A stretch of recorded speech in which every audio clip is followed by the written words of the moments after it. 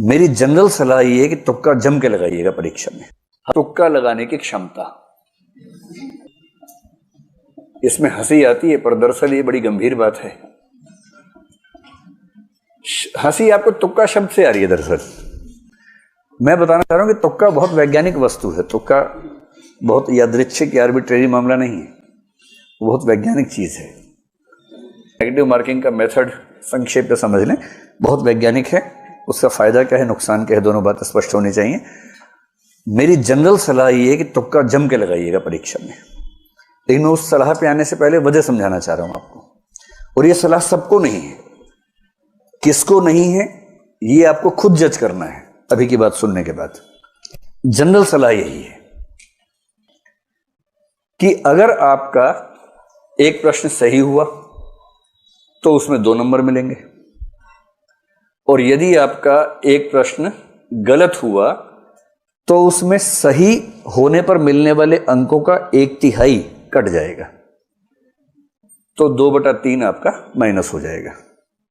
2/3 का सरल सा मतलब क्या हुआ, कितना हो जाएगा, 0.66 नंबर आपके कट जाएंगे।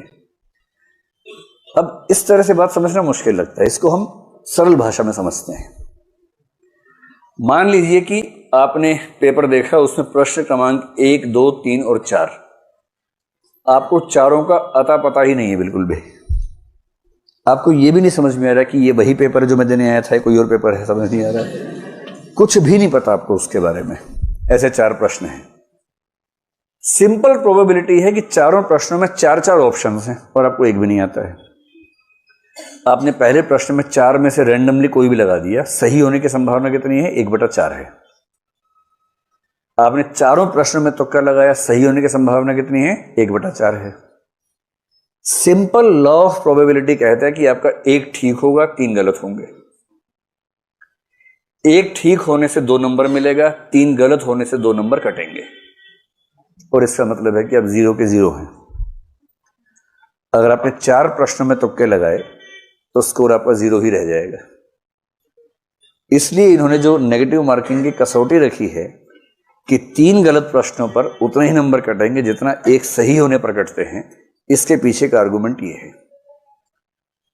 इससे सरल सा निष्कर्ष है कि तुक्का लगाने से फायदा हो ना हो, नुकसान तो नहीं होता है। एक निष्कर्ष निकलता है ये वाला, तो नुकसान तो हो ही नहीं रहा इससे। अब भगवान करे कि मान लीजिए कोई तुक्का लगा, 2 ठीक हो जाए बाई चांस, सोच के देखिए। अगर ऐसा हो जाए, मान लीजिए अगर ऐसा हो जाए, 2 सही होने पर इसको 4 नंबर मिल गए, मिले ना, जबकि 2 गलत होने पर इसका जो कटा है वो केवल 1.33 कटा है। और इसका मतलब यह हुआ कि अब ये बराबर नहीं है, अब इसको 2.67 मार्क्स का शुद्ध लाभ मिला है, केवल इस वजह से कि इसने 4 में से 2 तुक्के सही कर दिए। आप मेरी बात समझ गए। और यदि कोई तुक्के में इतना माहिर है कि 4 में 3 ठीक कर दिए उसने, 6 नंबर मिले, नुकसान कितना का हुआ, केवल 1 गलत, 0.66, 5.34 का उसको शुद्ध लाभ मिला।